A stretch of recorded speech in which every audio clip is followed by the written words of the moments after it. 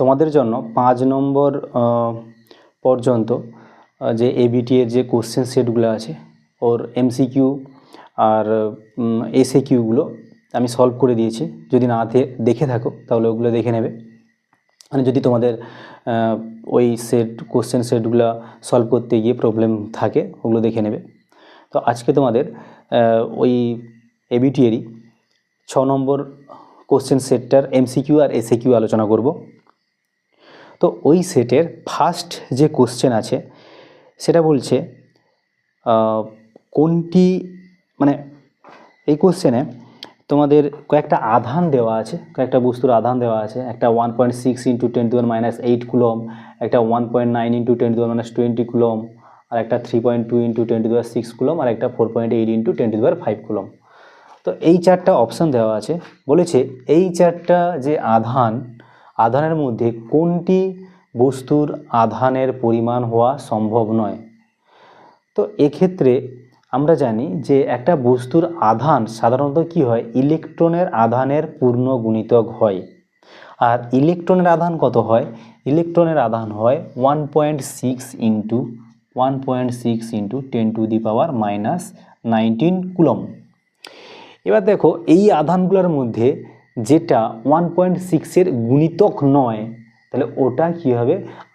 বস্তুর আধান হবে না। দেখো 1.6, 3.2, 4.8 এগুলো 1.6 এর গুণিতক হলেও 1.9 কিন্তু 1.6 এর গুণিতক নয়। তাই এই যে অপশানটা, এইটা বস্তুর আধান হওয়া সম্ভব নয়। তাহলে অপশান বিটা হবে এই পরিমাণ আধান বস্তুর হওয়া সম্ভব নয়। এবার সেকেন্ড কোশ্চেনে চলে যাব। সেকেন্ড কোশ্চেন যেটা বলেছে 2 নম্বর কোশ্চেন, R1 এবং R2 ব্যাসার্ধে দুটি আহিত ধাতব গোলক, দুটা গোলক আছে,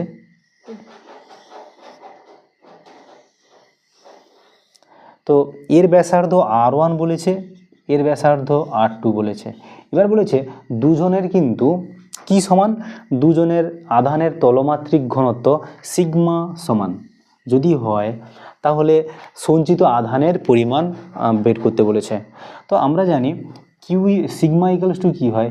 কিউ বাই এ মানে আর স্কোয়ার, বা আমি পাই আর স্কোয়ার লিখলাম, পাই আর স্কোয়ার। ঠিক আছে।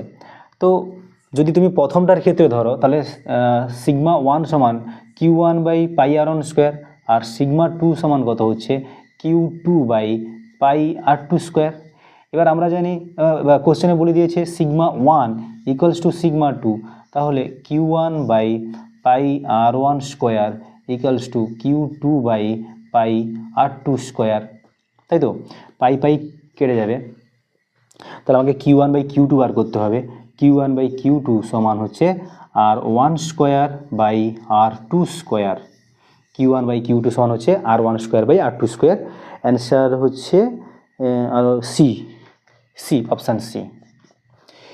আচ্ছা, এর পরের 3 নম্বর কোশ্চেন কি বলেছে?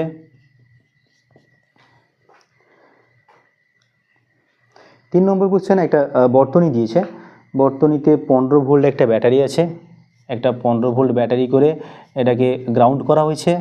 এবার এটা হচ্ছে 15 ভোল্ট ব্যাটারি, এর সঙ্গে একটা রোধ দিয়েছে কত ওহমের, একটা 10 ওহমের রোধ দেওয়া আছে, দিয়ে তাকে আবার গ্রাউন্ড করে দিয়েছে।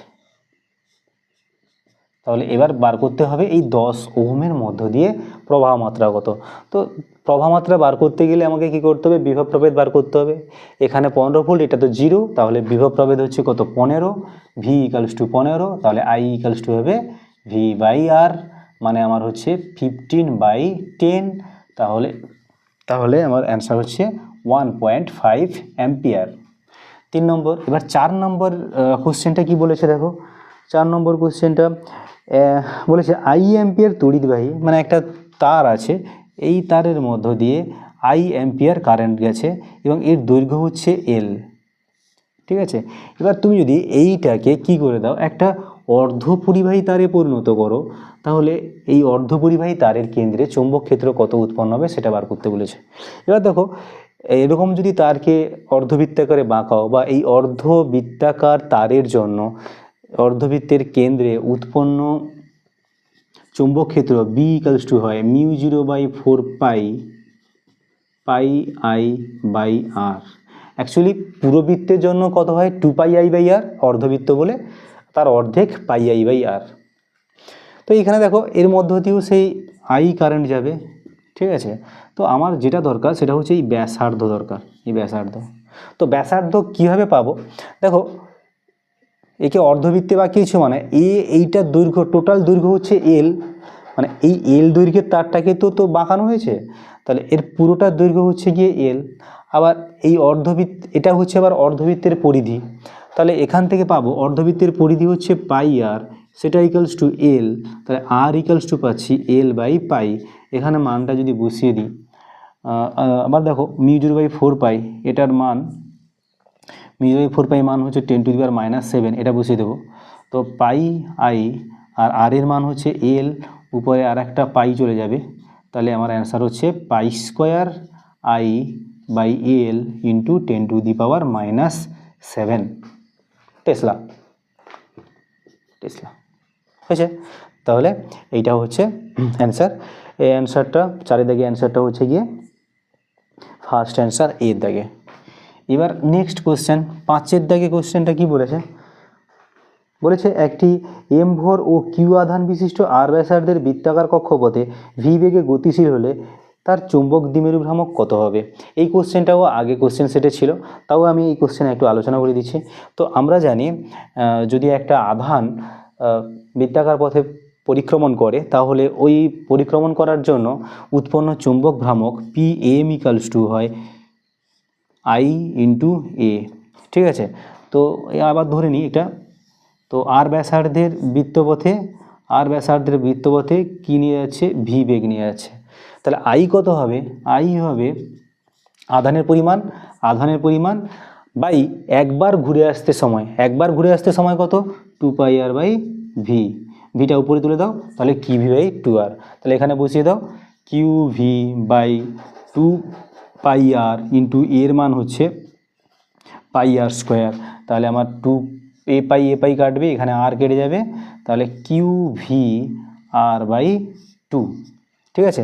অ্যান্সার কত, অ্যান্সার হচ্ছে লাস্টেরটা ডির দাগে অ্যান্সার। 6 নম্বর কোশ্চেন, এখানে বলেছে একটি কুণ্ডলীর মধ্য দিয়ে প্রবাহিত প্রবাহ মাত্রা 0.05 সেকেন্ড সময়ের ব্যবধানে +2 অ্যাম্পিয়ার থেকে -2 অ্যাম্পিয়ার পরিবর্তিত হওয়ার ফলে কুণ্ডলীর প্রান্তদের মধ্যে 8 ভোল্ট তড়িৎচালক বল সৃষ্টি হয়, স্বামীসাংকের মান কত। তো কত সেকেন্ড বলেছে, 0.05 সেকেন্ড। তো এই 0.05 সেকেন্ডে ওই কুণ্ডলীতে প্রবাহ মাত্রা কী হয়েছে, +2 অ্যাম্পিয়ার থেকে -2 অ্যাম্পিয়ার হয়েছে, +2 অ্যাম্পিয়ার থেকে পরিবর্তিত হয়ে কত হয়ে গেছে, -2 অ্যাম্পিয়ার। তাহলে এখানে প্রবাহ মাত্রার পরিবর্তন কত হয়েছে, প্রবাহ মাত্রার পরিবর্তন হয়েছে +2 অ্যাম্পিয়ার -2 অ্যাম্পিয়ার, তাই তো, আমি ডিআই দিলাম, তাহলে এটা সমান হচ্ছে 4 অ্যাম্পিয়ার। তাহলে প্রবাহ মাত্রা কত পরিবর্তন হচ্ছে, 4 অ্যাম্পিয়ার পরিবর্তন হচ্ছে। তাহলে ডিআই বাই ডিটি কত হচ্ছে, ডিআই বাই ডিটি সেটা হচ্ছে 4/0.05, এটা ইন্টু 100 করে দাও, 5 20 তাহলে 80 অ্যাম্পিয়ার পার সেকেন্ড। এবার বলেছে আবার এই প্রবাহ মাত্রা পরিবর্তনের জন্য তড়িৎচালক বল সৃষ্টি হয়েছে। তড়িৎচালক বল ই সমান কি জানি, আমি মাইনাসটা এখানে দিচ্ছি না, -L into DI by DT হয়, আমার যেহেতু তোমার মান দরকার তাই জাস্ট আমি L into DI by DT করছি, L into DI by DT. এখানে আমাকে স্বামীসাংক বার করতে হবে, তাই L সমান লিখলাম E by DI by DT. এখানে দেখো তড়িৎচালক বল কত উৎপন্ন হয়েছে বলেছে, 8 ভোল্ট উৎপন্ন হয়েছে, তাহলে এখানে 8 আর ডিআই বাই ডিটি হয়েছে 80, তাহলে 1/10, তাহলে 0.1 স্বামীসাংকের একক হেনরি, তাই অ্যান্সার হচ্ছে 0.1 হেনরি। কত নম্বর অপশান, এটা হচ্ছে বি, অপশান বি। এবার চলে আসবো 7 নম্বর কোশ্চেনে, V2। আচ্ছা, এইখানে কি আছে, টাইমের সঙ্গে বিভবের পরিবর্তনের একটা লেখচিত্র দেওয়া আছে। তো এইরকম,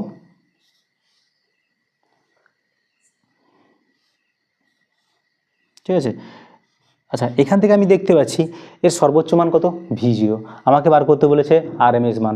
RMS মান সমান কি জানি, তাহলে VRMS সমান কি জানি, V0/√2। তাহলে এখানে সর্বোচ্চ মান কত আছে, V0। তাহলে VRMS কত হবে, V0/√2। অপশান নাম্বার হচ্ছে গিয়ে সি। এবার চলে আসবো V3 8 দাগে কোশ্চেন। 8 দাগে কী কোশ্চেন বলেছে, 8 দাগে বলেছে গামা রশ্মি, এক্স রশ্মি এবং অতিবেগুনি রশ্মি। গামা রশ্মি, এক্স রশ্মি আর একটা হচ্ছে ইউভি রশ্মি। এর কম্পাঙ্কের তুলনা করতে বলেছে। এর কম্পাঙ্ককে এ বলেছে, এর কম্পাঙ্ককে বি বলেছে, এর কম্পাঙ্ককে সি বলেছে, ABC। যদি হয় তাহলে এই ABCর মধ্যে সম্পর্ক বলেছে। দেখো সবচেয়ে কম্পাঙ্ক বেশি হচ্ছে গামা রশ্মি, তারপরে হচ্ছে এক্স রশ্মি, লাস্ট হচ্ছে গিয়ে ইউভি রশ্মি। ঠিক আছে, এরকম যদি হয় এখানে যে অপশানটা দেখবে, এই অপশানটা হচ্ছে গিয়ে বি, যেখানে A গ্রেটার দেন বি বলেছে, আবার বি গ্রেটার দেন সি বলেছে। A গ্রেটার দেন বি আর B greater than C. Option number কত হচ্ছে, বি।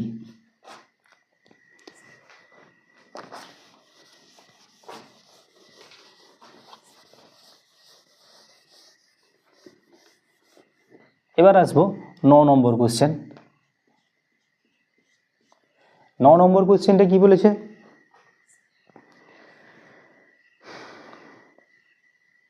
দুটি মাধ্যমের প্রতিসারাঙ্ক দিয়ে দিয়েছে μ1 এবং μ2। দুটি মাধ্যমের প্রতিসারাঙ্ক দিয়েছে μ1 আর μ2। এবার তাদের তরঙ্গ দৈর্ঘ্য দিয়ে দিয়েছে, মানে আলোর তরঙ্গ দৈর্ঘ্য মাধ্যমের সাপেক্ষে λ1 λ2। তো আমাদের এই মিউ আর ল্যামডার মধ্যে সম্পর্ক বার করতে বলেছে।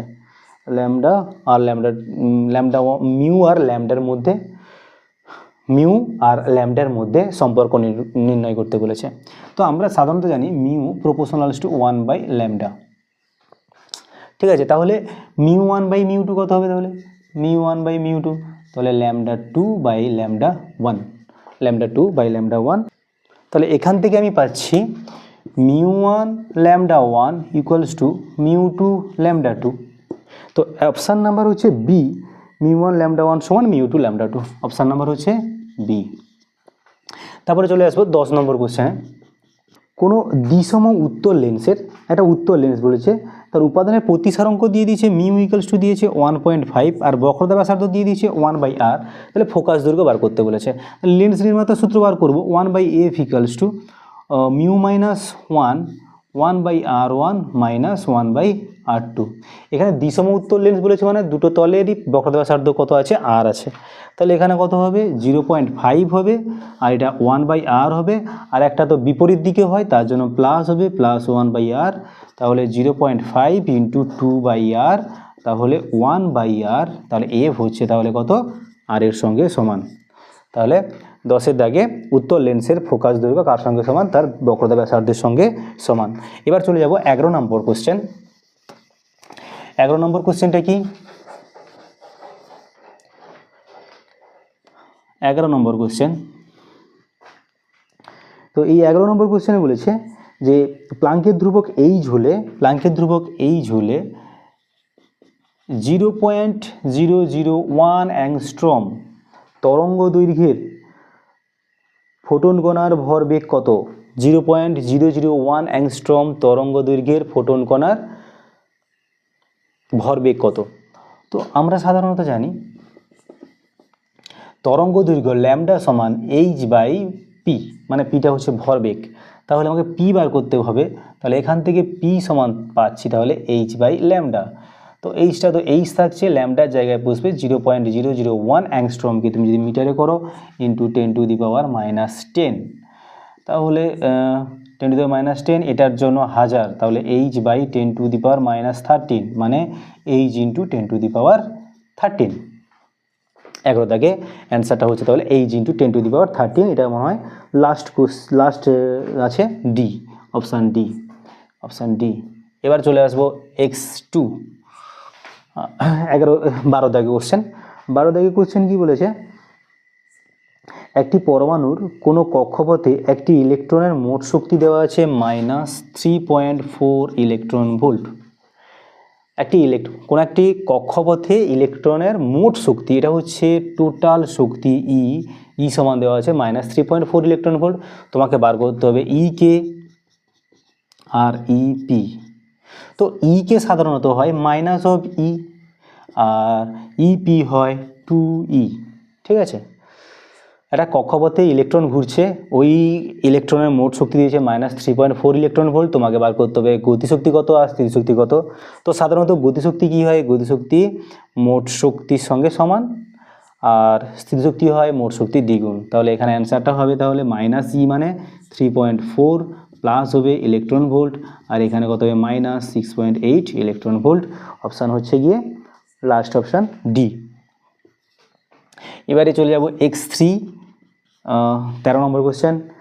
বলেছে ট্রানজিস্টারকে যখন সুইচ হিসেবে ব্যবহার করবে তখন ট্রানজিস্টার কোন অঞ্চলে সক্রিয় থাকবে। এটা অপশানগুলো দেওয়া নেই, এটা হচ্ছে কাট অফ অঞ্চল।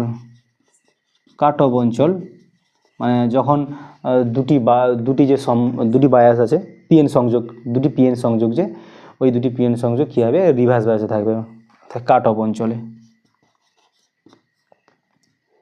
তাহলে কাট অফ অঞ্চলে ট্রানজিস্টার কী হিসাবে কাজ করে, সুইচ হিসেবে কাজ করে। মানে কাট অফ অঞ্চলেও কাজ করে আর সক্রিয় অবস্থায়, এই অপশানটাই দেওয়া আছে। সক্রিয় অবস্থায় থাকলে অন হবে, সুইচটা অন, আর কাট অফ অঞ্চলে সুইচটা অফ হবে। মানে প্রথম যে সেই উত্তরটাই দেওয়া আছে, সক্রিয় অবস্থায় এবং কাট অফ অঞ্চল। মানে কাট অফ অঞ্চল হলে অফ থাকবে, সুইচ অফ, আর সক্রিয় যদি হয় তাহলে অন। ঠিক আছে, কাট অফ অঞ্চলে যদি কাজ করে তাহলে সুইচটা অফের মতো আচরণ করবে, আর সক্রিয় অঞ্চলে কাজ করলে অন। এবার লাস্ট কোশ্চেন বলেছে, এক্সআইভি এটাই বলেছে যে একটি বাহক তরঙ্গ যার কম্পাঙ্ক হচ্ছে 3 × 10⁸ হার্জ। তো এই তরঙ্গকে সম্প্রসারিত করার জন্য যে অ্যান্টেনা দরকার, দ্বিমেরু অ্যান্টেনা, তার তরঙ্গ দৈর্ঘ্য কত হবে। ওই অ্যান্টেনার দৈর্ঘ্য কত হবে। তো এই অ্যান্টেনার দৈর্ঘ্য বার করতে হলে আমাকে বাহক তরঙ্গটির তরঙ্গ দৈর্ঘ্য বার করতে হবে। তরঙ্গ দৈর্ঘ্য ল্যামডা সমান হচ্ছে v/n। তো ভি কত, 3 × 10⁸ মিটার পার সেকেন্ড, এটাও 3 × 10⁸, তাহলে কত হচ্ছে 1 মিটার। আর দ্বিমেরু অ্যান্টেনার তরঙ্গ দৈর্ঘ্য হয় λ/2, তাহলে হবে 1/2 মানে 0.5 মিটার। ঠিক আছে, তাহলে তুমি যদি অ্যান্টেনার দৈর্ঘ্য বার করতে যাও তাহলে বাহক তরঙ্গের তরঙ্গ দৈর্ঘ্য বার করবে, আর এটা যেহেতু দ্বিমেরু অ্যান্টেনা তাই λ/2 0.5 মিটার। অপশান হচ্ছে সি। তাহলে 14টা এমসিকিউ কোশ্চেন সলভ হলো। এবার চলে আসবো এসএকিউতে। এসএকিউর ফার্স্ট কোশ্চেনটা বলেছে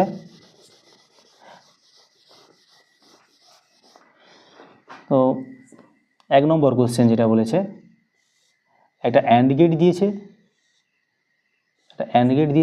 এবার অ্যান্ড গেটের একটা ইনপুট আর তার সঙ্গে আর একটা নট গেট জুড়ে দিয়েছে। বলে আউটপুটে কত পাবো, বর্তনীর আউটপুট কত হবে যখন a = 0। মানে এখানেও 0 দেওয়া আছে, এখানে 0 দেওয়া আছে। দেখো এখানে যদি 0 দাও, এর বর্তনীতে মানে এর ইনপুট এটা 0 আসবে, কিন্তু যেহেতু এটা নট গেট আছে এখানে 1 আসবে।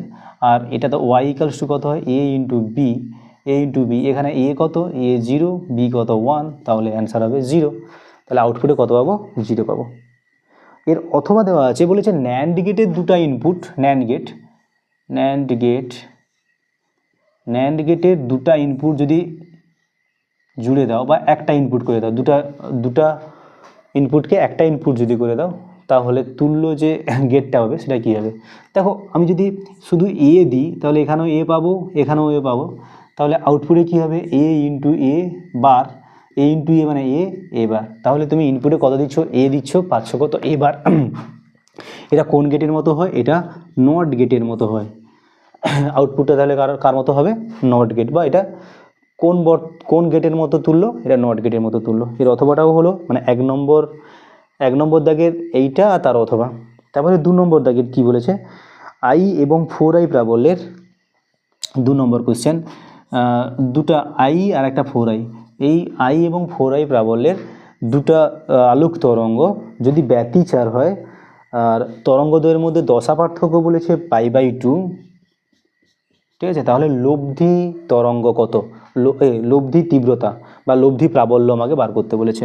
লব্ধি প্রাবল্য বার করানোর ফর্মুলাটা কি, I = I1 + I2 + 2√I1 I2 cos theta, মানে থিটা হচ্ছে দশা পার্থক্য। তাহলে বসিয়ে দাও, তাহলে I1টা I দিলাম, এটা 4i + 2 × √I × 4i cos of π/2, R cos of π/2 মানে 0, এই টার্মটা পুরো 0 হয়ে গেল, তাহলে কত আসছে 5i। তাহলে তীব্র লব্ধি প্রাবল্য কত পাচ্ছি 5i, 2 নম্বর কোশ্চেন। এবার চলে যাব 3 নম্বর কোশ্চেন, বলেছে এলসিআর শ্রেণীবর্তনের সি এবং এল, সি অ্যান্ড এল, এই সি আর এল এর মান উভয় যদি দ্বিগুণ করে দাও তাহলে অনুনাদ কম্পাঙ্কের কি পরিবর্তন হবে। তো অনুনাদ কম্পাঙ্ক এফ সমান আমরা জানি 1/2π√LC, ওকে। তাহলে তুমি যদি প্রথমে এফ ছিল, এবার তুমি কি করলে এফ প্রাইম বার করবে, যখন কি হবে 1/2π দুটাকেই দ্বিগুণ করে দাও, 2 × L × 2 × C, তাহলে একটা কী হবে নিচে একটা 2 চলে আসবে, হ্যাঁ 2 দিয়ে 4 2 চলে আসবে, 2 × 1/2π √LC, মানে আমি পাচ্ছি f/2, অর্থাৎ কী পাচ্ছি অর্ধেক হয়ে যাবে। যদি এল আর সিকে ডবল করে দাও তাহলে অনুনাদ কম্পাঙ্ক ডবল হয়ে যাবে। এবার চলে আসি 4 নম্বর কোশ্চেনে। 4 নম্বর কোশ্চেনটা খুব ভালো কোশ্চেন দিয়েছে।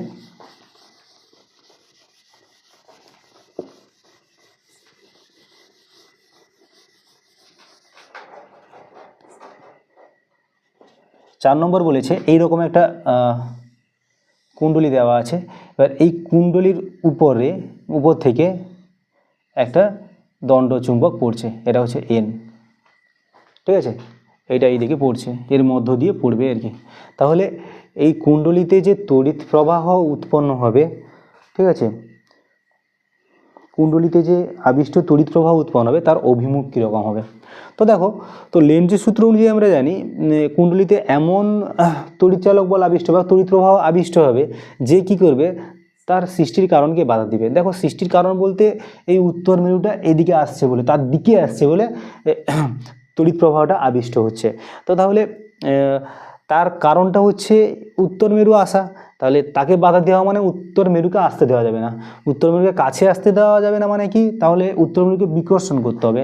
বিকর্ষণ করার অর্থ কি, এখানে একটা উত্তর মেরু সৃষ্টি করতে হবে, মানে এই কুণ্ডলীতে এমন তড়িৎ প্রবাহ সৃষ্টি হবে যাতে এই দিকে কি হয়, উত্তর মেরু সৃষ্টি হয়। তো আমরা জানি যদি এই দিকে যদি উত্তর মেরু সৃষ্টি করতে হয় তাহলে কি করতে হবে, ক্লক ওয়াইজ, এই দিক থেকে দেখলে মনে হয় যেন ক্লক ওয়াইজ, মানে এই দিক থেকে দেখলে মনে হয় যেন অ্যান্টি ক্লকওয়াইজ তড়িৎ প্রবাহ সৃষ্টি হবে। অ্যান্টি ক্লকওয়াইজ মানে কোন দিকে, এই দিকে, অ্যান্টি ক্লকওয়াইজ, আর ক্লকওয়াইজ হলে দক্ষিণ মেরু। তো এখানে প্রবাহমাত্রা কোন দিকে হবে, কুণ্ডলীতে প্রবাহমাত্রা হবে অ্যান্টি ক্লকওয়াইজ, দিলে এখানে উত্তর মেরু সৃষ্টি হবে, আর সেই উত্তর মেরু কী হবে, এই উত্তর মেরুকে বাধা দিবে। এটাই ছিল লেন্জের সূত্র থেকে, এটাই পাই, কার অভিমুখ, আবিষ্ট তড়িৎ প্রবাহের অভিমুখ। এবার চলে যাব এর অথবা কোশ্চেন, বলেছে একটি সুষম চৌম্বক ক্ষেত্রে স্থিতিশীল একটি তড়িৎ আধান কত মানের বল প্রয়োগ করবে। তো চৌম্বক ক্ষেত্র সাধারণত গতিশীল তড়িৎ আধানের উপরে বল প্রয়োগ করে, যদি আধান যদি স্থির থাকে তাহলে তার উপরে কোনো বল প্রয়োগ করে না। তাহলে এখানে উত্তর হবে, এর অথবার উত্তর হবে 0। তো এই সেটটার এমসিকিউ আর এসএকিউটা শেষ করলাম। তো তোমরা ভালো করে প্র্যাকটিস করো, আজকে এই পর্যন্ত থাক।